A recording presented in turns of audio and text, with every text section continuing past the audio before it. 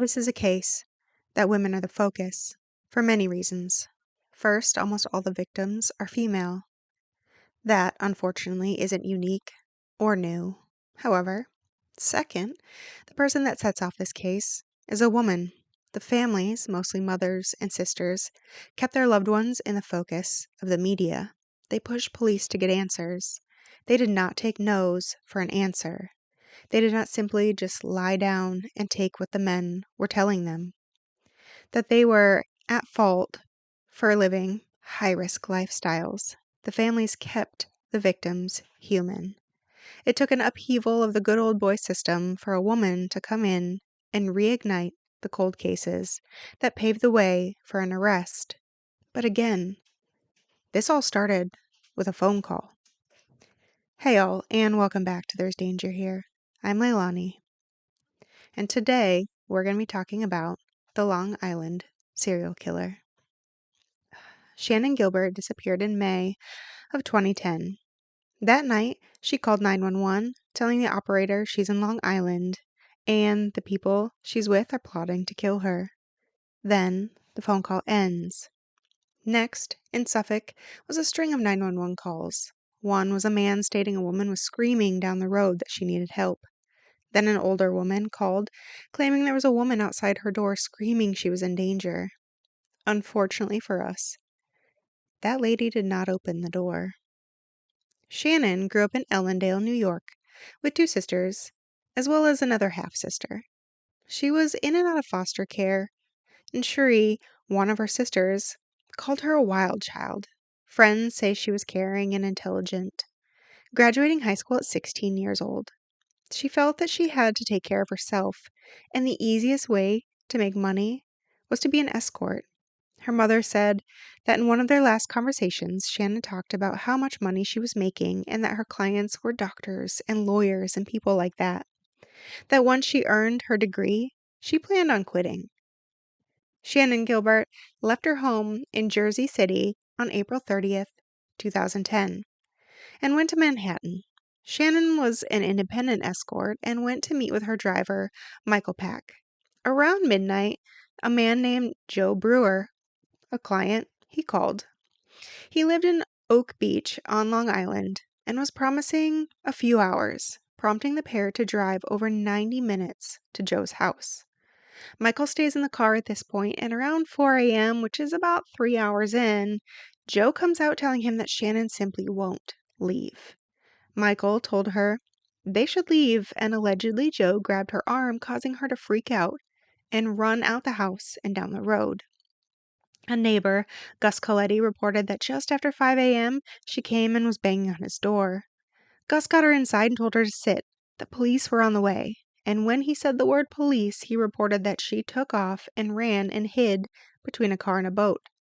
Michael said at that point he found her, and he tried to get her back to the car, but again, she took off on him. And after that, Michael reported being unable to locate her, eventually prompting him to simply drive home without her. Detective Stuart Cameron received a call about Shannan being missing. He went out and spoke with Joe and the neighbors and didn't find anything on his follow-up. And from that, he assumed that she went home and there was going to be no case. Then, Mary Gilbert came out, and she also reported Shannan missing. This is her daughter, after all. Her attorney said that when she went to the police department, she was laughed at because Shannan was a prostitute. Mary fought to keep Shannan's name out there, but it took her 8 months to get Suffolk police to actually go out and look for her. Then, on December 11th, 2010, remains were found on Gilgo Beach, just off Oceanside Parkway. An officer who was taking his cadaver dog out on his own time ended up being the man who found the remains. Still, it wasn't until 3 days later that a full-blown police investigation even took hold. It was an intact human skeleton that they found first. Initially, they even notified Mary, saying they found Shannan, but realized it wasn't possible as Shannan had a metal plate on the left side of her lower jaw, and the remains didn't have any metal. As a result, the police went back out and continued to search the area. They ended up finding 3 more sets of remains. All of the women were bound in burlap. The FBI was called out to assist in recovery of the remains and evidence collection, though there ended up being little evidentiary value found at the time. Quickly, it was interpreted that the women were all likely sex workers. None of them matched the local missing persons, and so the search needed to be expanded. Maureen Brainerd Barnes was from Norwich, Connecticut. Maureen went missing on July 9th, 2007. Maureen traveled to New York City just prior to the 9th for what younger sister Melissa Cann was told was for modeling. And on the 9th, Maureen called Melissa to say that she needed a ride out of New York City. But as Melissa lived in Connecticut, she was unable to go get her. Maureen responded that she'd take the train, and that was the last she heard from Maureen. Sarah Carnes was a friend of Maureen and said that the pair were Thelma and Louise of the escort service. They put ads out on Craigslist and had a set of rules that they abided by. First was, trust your gut. No amount of money is really going to be worth it. They would text each other when they were at locations. But on July 6th, Maureen was served eviction papers and was desperate to earn about $3,000 to cover everything she needed. Eviction court was on Tuesday, July 10th. So the duo worked over the weekend, and on Monday, Sarah was headed home, and Maureen said that she was going to stay and try to continue to earn enough money to get through this court. Then, Maureen missed court on Tuesday, and that's when Sarah informed Melissa what the two were really doing in New York. Melissa immediately went to New York, at the last location that she knew her sister was. They put up flyers. Melissa contacted over 18 different precincts, and no locations would add her to the missing persons list after finding out what her occupation was. Sarah helped in the search. She felt she had to. 2 weeks later, Sarah received a phone call from a blocked number, and they said they saw her ad on Craigslist and asked if she was also from Connecticut, saying he had just been with another girl from there, Marie, which is what Maureen went by when she was escorting. The man said that he saw her in a whorehouse in Queens. Sarah asked the caller to call back in an unblocked number so that she could get it and help report police of the situation. He said yes, but, of course, he never called back. On July 24th, 2001, 6 weeks after the police found the skeletal remains, a press conference was held. All 4 women were finally identified. Melissa Barthelemy, 24 years old, who went missing on July 12, 2009 from the Bronx. Megan Waterman, 22 years old, from Scarborough, Maine, who went missing in June of 2010, last seen in the Hauppauge, New York. Amber Costello, 27 years old, last seen in September of 2010, and was last seen in North Avalon. Maureen Brainerd Barnes, last seen in New York City on June 9, 2007. Melissa Barthelemy came from Buffalo, New York, where her parents owned a hot dog restaurant in the area. Her mother, Lynn, said that she was beautiful all the way around and feisty. Jeff, her stepfather, stated that she was smart and wanted to go to beauty school with aspirations to open up her own beauty salon. But bills were piling up, and she met a man who became her pimp. Things didn't go well, and so she began advertising on Craigslist. The family stated that after she went missing, they called hospitals and hotels looking for her. Her younger sister, the then 15-year-old Amanda, started receiving calls from Melissa's phone. But a man was the speaker.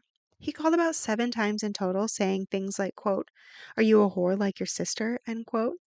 The calls would only last about a minute or a minute and a half, and the last call was the man saying that he had killed Melissa and was going to watch her rot.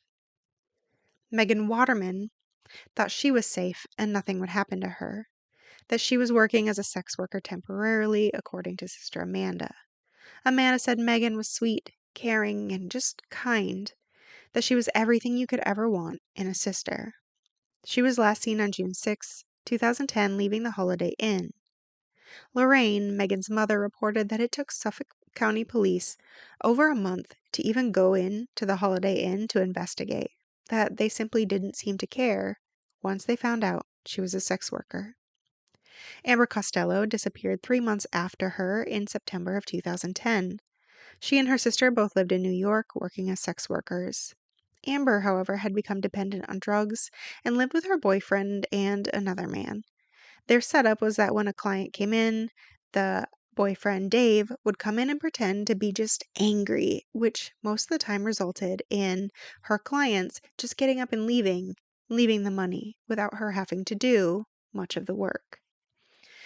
During the press release, Suffolk County DA Thomas Spoda stated that the women were in high-risk lifestyles, and the result of their deaths were directly related to that. The family, however, reminded the press that they were women, to stop putting out that they were prostitutes or hookers, that people won't give information if they see them as just these workers, that they were women, and that should be the true focus. Police continued their stance that Shannan's case was not related to the 4 women found on the beach at this time. They focus on the first women and their cases. First, with Amber. Again, Amber Costello was one of the last ones to be seen before the victims were found. Investigators, clearly focus on her, which is the right thing to do. 2 of her roommates, Dave Schaller and Bear Brodsky, report that there was a guy that was on their radar. Weeks before she went missing, a guy showed up to their house, and Amber told him she'd only be dancing that day, but he kept grabbing at her. That prompted her to run to the bathroom and call her friends for help. The 2 men returned home to find Amber in the bathroom and this man still in the house. Dave reported that he was a huge guy. He ended up later giving a complete description to Suffolk County Police, that he was around 6'6", 250, beady eyes and glasses. He gave the brown hair, brown eye colored description, and that he drove away in a dark green Chevy Avalanche. Still, nothing seems to come of it at this time. Dave even stated that after the event, the man kept calling Amber asking for credit. He called so much that Amber ended up relenting when she was offered another $1,500 to go out and see him. She was never to be seen again until they found her skeletal remains. As part of the investigation, all of the women's cell phone data was extracted along with information of the person they were last connected with. After doing data analysis, it was determined the bulk of the man's cell phone data was coming from towers in Massapequa Park, making investigators believe that he was a local to that area. After more analysis, some calls during the day seemed to be from Manhattan, and investigators then surmised that he likely worked in Manhattan and lived in Long Island. In the meantime, Mary kept pressure on police regarding Shannan's case. Coupled with the media coverage, things eventually had to happen. Finally, on March of 2011, the police went back out to search the area, slowly expanding from where they started. Then, on March 29th, 2011, 4 more bodies were found. Then, 2 more. 10 women in total. In May 9th, 2011, another press release with DA Thomas Spoda. Partial remains of Jessica Taylor, whose torso was found in Manorville in 2003, which is 50 miles northeast of the area, was identified. An Asian male that was dressed as a crossdresser. A toddler was found in the area as well.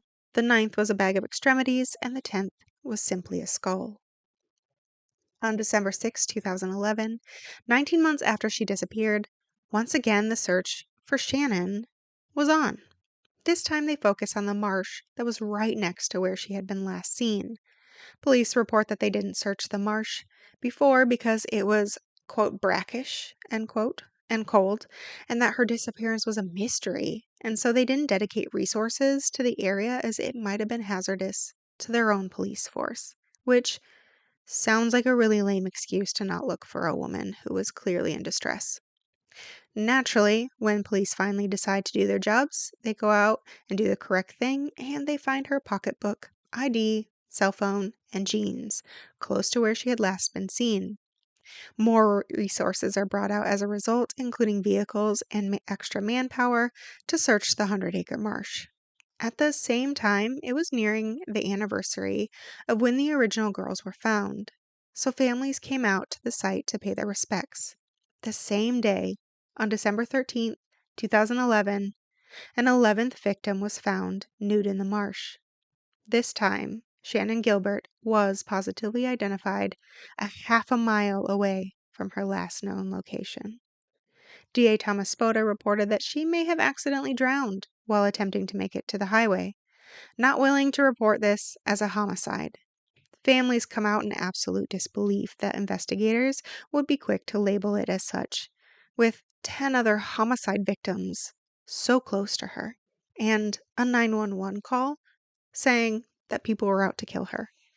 The medical examiner reported cause of death and manner of death was undetermined, so the family brought out New York pathologist Michael Bowden to re-examine Shannan.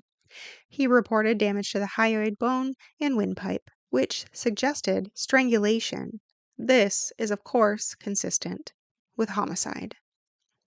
Richard Dahmer, Suffolk Police County Commissioner, stated many times that the theory is that there is one killer. However, DA Spoda disputed this, as the first 4 victims were found intact and in burlap, while the others are not, and 2 sets of remains were even cut up and scattered in multiple locations, leading to public confusion on if police were searching for multiple killers or one serial killer. Soon after Dahmer retired, Jim Burke becomes the chief of the department brought in by Spoda. Burke sounds like the worst choice here. His career was marred with internal investigations and controversy. He immediately hampers the investigation, which is the only reason we're talking about him at all. He refused to allow any more cell phone data to be collected, essentially halting anything else that could be done to solve this case. He even stopped working with the FBI. Then, a cold case resulted in an arrest on July 22, 2014, of John Bitroff. In the late 1990s, 2 women were killed, Colleen McNamee and Rita Tangretti. They were found in the Pine Barrens near Manorville, which is the location of 2 of the women of the Gilgo Beach murders, body parts being found. Both women were also known sex workers, leading the public to believe the crimes were related. However, DA Spoda stated in a press conference that he did not believe they were connected.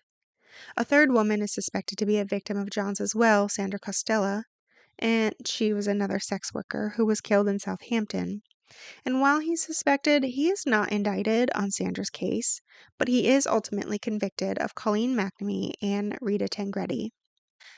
And I'll explain in just a little bit why I'm even bringing this into the mix. On December 9th, 2015, the chief of police, Jim Burke, was arrested by the FBI for beating and torturing a young man who had broken into his car years prior. The man made statements and had physical proof that he was beaten via medical exams, yet the police held ranks for years until someone finally grew a conscience and broke. During the investigation, it came to light that DA Spoda was part of the cover-up, and they both served time for their parts in these crimes. The result is, in 2018, Geraldine Hart, former FBI director, becomes the Suffolk County Police Commissioner, and this case desperately needed her. She immediately reopened the investigation into the Gilgo murders. She brought the police and FBI back together and pushed forward collaboration of the 2. They used genetic genealogy to identify Jane Doe number 6 as Valerie Mack. Hart put out information publicly, including evidence recovered in an attempt to help identify the killer. She released a belt buckle that was either HM or WH on it, hoping to spark new interest in the case. DA Ray Tierney takes over in 2022, and he bolsters the case. On February 1st, 2022, the police start by digitizing all of the information in the Gilgo Beach murders, finding the avalanche, and they start a search. There is one person who meets the description in the size of the man that was reported by Dave years prior. He lived in Massapequa Park area and worked in downtown Manhattan. He is just ticking every box that they can find. On March 14th, 2022, they finally had a name, Rex Heuerman. From there, they dive into Rex. They issued over 300 subpoenas as they dive into his background and his life. They find that he lived in Massapequa Park with his wife and 2 children. Cell phone data collected, proving that while he used burner phones, he often had his personal phone with him and they would ping in the same area at the same time. At one point, surveillance identified him adding minutes to one of his burner phones. They found he was still using anonymous emails to solicit sex workers, creating a sense of urgency to arrest Rex. But for the time, everything that they had collected on him was simply circumstantial evidence. So police go back to the limited evidence that they did have, which included 5 hairs found on the tape used to bind some of the women. It was determined that they were actually female hairs. And so police went to the garbage cans, basically, of Asa, Rex's wife, and she had left some bottles on the curb, and so they took the DNA, and it matched the hairs found on the tape, which they believe was not anything malicious. They think it was just simply transference because the two lived together. On Megan Waterman, police did find male hair, therefore they needed to match it to Rex. Police surveillance also followed him, picking up his DNA after he discarded a partially eaten pizza in a pizza box. That was compared to the hair that was found on one of the victims, and it matched. On July 13th, 2023, Rex was arrested outside his architecture firm. He was originally charged with 3 counts of murder in the first degree for Melissa, Megan, and Amber. When his mugshot came up on the news, Bear and Dave both confirmed that that was the man that they had reported on 13 years prior. Next was a search of his home. There, police recovered electronic devices, and while wiped, police were able to recover some information from them. It included searches of the case, the victims, and derogatory porn. Police also looked at family movements during the commission of these crimes. It was noted that family would go on vacations during the time of the disappearances and murders of his victims, after which Rex would join his family about a week in, leading police to believe the family knew nothing of the murders. Rex was allegedly abused by his father, and although he was very large, even as a schoolchild, he wouldn't fight back when he was being picked on. Still, he stayed in his family home, though he let it become more derelict than not. Police were even surprised to find out that he was an architect. Even after police tore up the house looking for evidence, his family returned even after his arrest. Police brought in a backhoe and dug up parts of his yard, for example.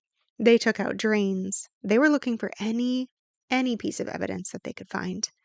And then just a few months later, after the initial one, police served a second search warrant at the house and expanded their search to Manorville and North Sea based on the evidence found during their first search and seizure at the home. North Sea is where Sandra Castilla was found in November of 1993. On June 6, 2024, Tierney announced additional charges for the 1993 murder of Sandra Castillo and 2003 murder of Jessica Taylor. Sandra had hairs found on her, and they were excluded to be the original person that they thought was the murderer, but it was found that Rex could not be excluded. So like I had told you before, I spoke briefly about John Bittroff that had been convicted of 2 of the 3 women that were murdered in the late 90s. And it sounds like all of these women were murdered and put out in kind of the same manner, which made police believe that it was the work of one killer. Yet, even though the DNA excluded John from Sandra's case, he was again prosecuted for the other women. And it should be noted that even after Rex was arrested for the murder of Sandra Castillo, John, they have not revisited his case for the other 2, and it doesn't really sound like they plan on it anytime soon. And I just thought that was an aside that maybe you should give some pause to. During this time, police also reported that Rex created a file about in 2000 that had also been wiped, but they were able to, of course, find it and back it up. It was his manifesto. In the document, there was information such as how he evolved and how he killed and how to avoid detection, plant dump sites, supplies needed, how to get rid of evidence, which included cutting off tattoos and arms and heads. This shows how he evolved his style while he was murdering women, leading most to believe that he was the killer of all of the victims that have been found in that area. Rex was charged with a total of 7 murders based on evidence found that conclusively tied him to them. At this time, he has pleaded not guilty to the murders, and his trial is set for after Labor Day of 2026, according to the trial judge. In the meantime, Rex had property in Las Vegas, and it appears police are hoping to get his DNA and use it against some of their unsolved murders of sex workers in the area. Additionally, in South Carolina, where one of Rex's avalanches was found and recovered, the task force investigating the women on Long Island stated that it's going to continue. The cases of many, including 3 unidentified bodies, Karen Vergata and Valerie Mack, are also not solved. They would like to identify the last 3 and solve the cases for everyone that was found. I was surprised that many sources stated that some of the investigators were confounded by the fact that some of the victims were whole and some of them were dismembered. As I just said, Rex had a manifesto, and in part of it, he was talking about how he was evolving and that he should take off the head and hands to make people unidentifiable, as well as markers such as tattoos. It was part of his evolution. He's creating his changing MO, but it still stands to reason that he could likely be the serial killer for all of these women. And that is really where we're sitting at this case right now. We are waiting to see if they find any information that they can conclusively tie Rex to the rest of these, that we can identify some of these people that still are not identified. And we have to see what the trial does. I know that right now they are in parts of trying to exclude certain evidence, and we shall just have to wait and see. But hopefully, we have a reasonable jury and they find him guilty of all of these murders. And to all those out there listening, be careful. It's a dangerous world we live in.